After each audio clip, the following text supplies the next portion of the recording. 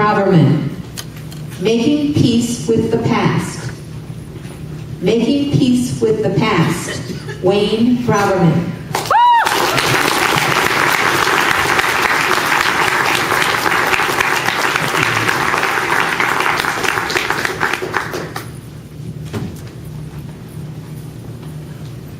A late date, a scratched car, spilled milk, found contest chair, my fellow members, and welcome guests.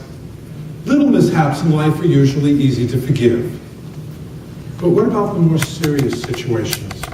The ones that are a lot more challenging to forgive. Imagine if you had been cheated on by a spouse, or if you've been abandoned by a parent,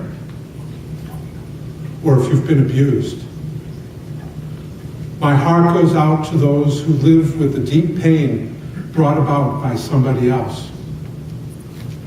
When I was a senior in college, I was happily engaged to a caring, creative, charismatic woman named Lori. She was a spirited optimist with a very playful nature. If the tea happened to break down, not that it would ever do that, of course. But if it did, she'd say, "Great, now we have a wonderful opportunity to enjoy a healthy 5-mile walk in this ice storm." I loved walking with her in all kinds of weather. One night, she was traveling to my house for what was supposed to be a few hours of planning our wedding. Along the way, she was killed by a drunk driver. I was overwhelmed with feelings of confusion, sadness, and anger.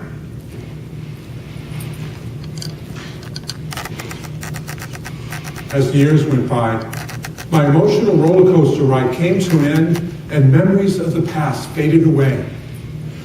My life was changing and evolving. But one day, the past came back for an unexpected visit. 25 years after Lori had died, I received a phone call from a very nervous and scared man. "Mr. Braverman, my name is Michael. I'm the man who accidentally killed your fiancée.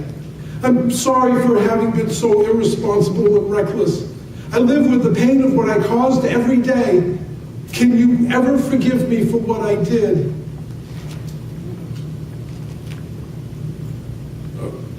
Michael, I need more time to think about this.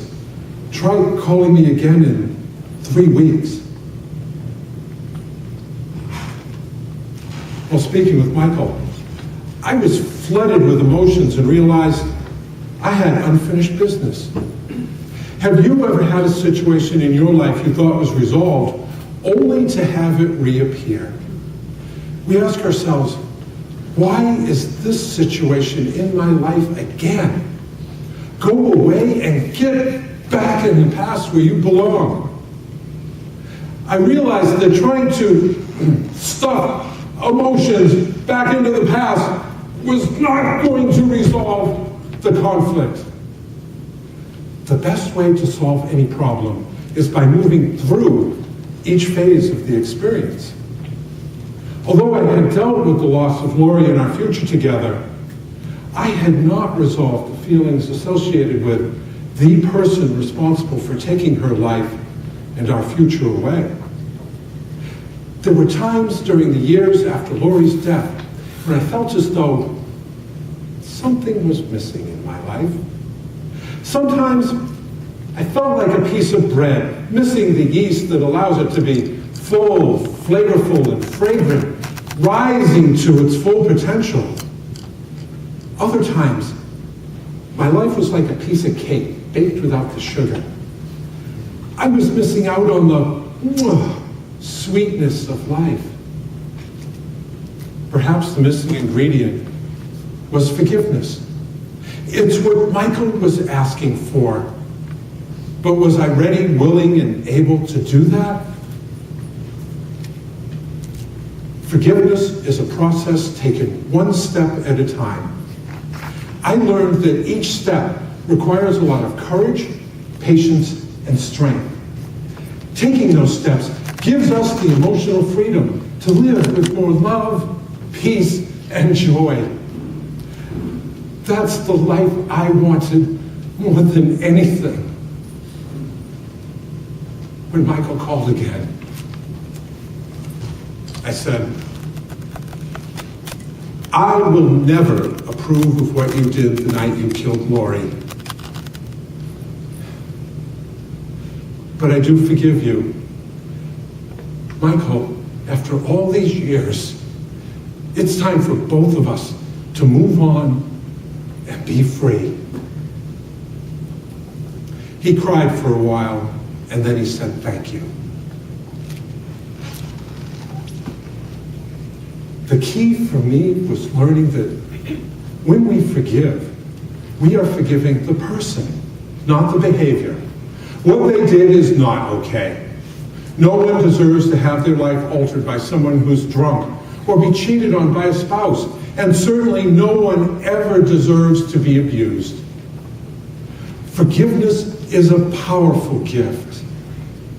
We don't have the ability to change our past. But when we forgive, we release ourselves from the emotional entanglements of the past. Forgiveness gives us the freedom to live right here in this moment, in the present.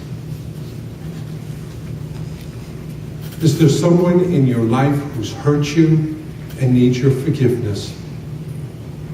Is there someone you need to apologize to and seek forgiveness from? Do you need to forgive yourself for any reason? Remember, it's never too late to forgive or be forgiven, even after 25 years.